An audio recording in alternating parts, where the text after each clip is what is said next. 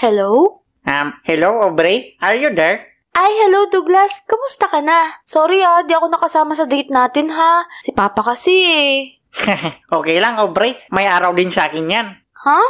Wala. Sabi ko, mapapamahal din sa akin yan. Kala ko galit ka sa tatay ko. Buti naman naiintindihan mo siya. Sige. Ba't ka pala napatawag? Pake mo ba? Ano?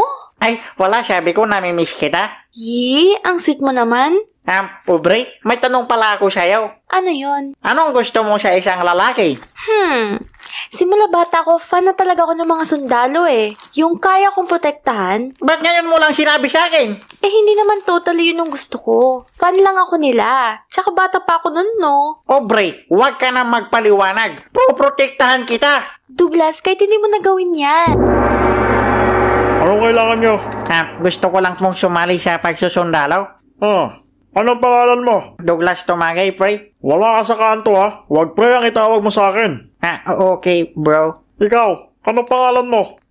Hindi ako sali, sir. Sinamahan ko lang to kasi takot siya sa baril Hans. Sasali ka ng army tas takot ka sa baril. Ay, may trauma po kasi ako dyan nung bata ako Sige, ikwento mo. Sigurado kayo dyan Oo nga, sigurado kayo? Bakit? What's wrong with it? Kung okay lang sir, iklan ko lang yung kwento ko kasi medyo shy types po kasi ako Sure. Gando kasi yan. Dati nung bata ako, binilahan ako ng lolo ko ng pilit gun doon sa tabi ng palengke. Yung tapat ng nagbibinta ng DVD. Yung may tinda pa nga sila na Cherry Mobile na cellphone, alam nyo doon? Alam nyo doon? Doon ako nagpaayos ng phone ko nun. Di ba malapit yun sa bilihan ng gulay? Ayoko na ganun sa kwento. Bakit? Very wrong, sir.